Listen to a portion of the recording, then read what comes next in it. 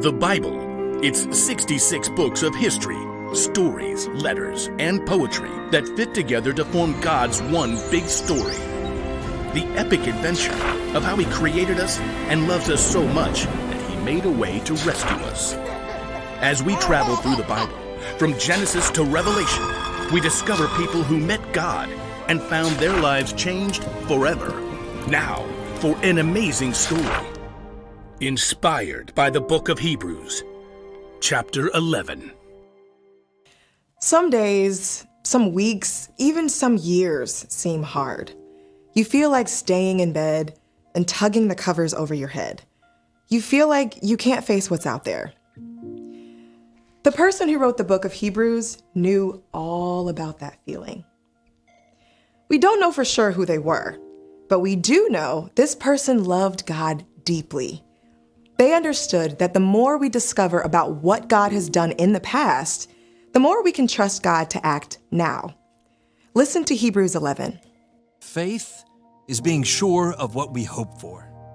It is being sure of what we do not see. That is what the people of long ago were praised for.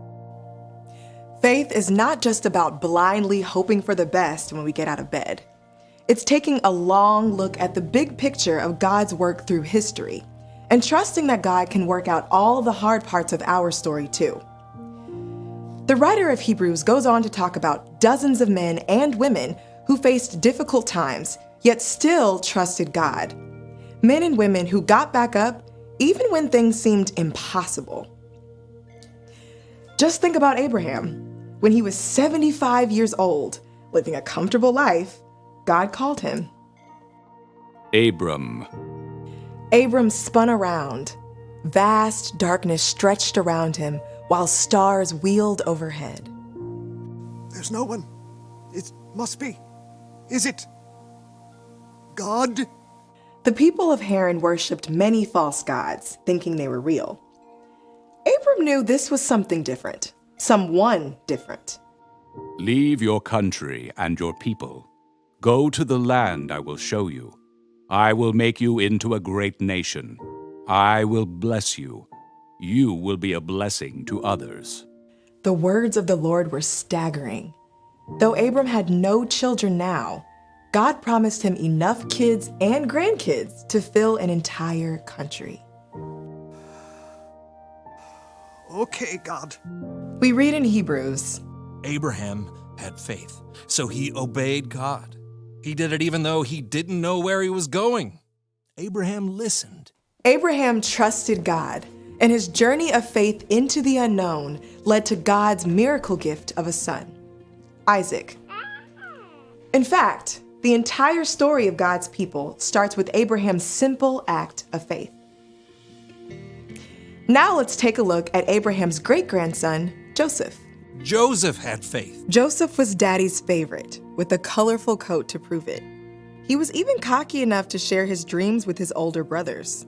There were 11 stars. That's you guys bowing down to me. Joseph's brothers were so angry, they sold him as a slave.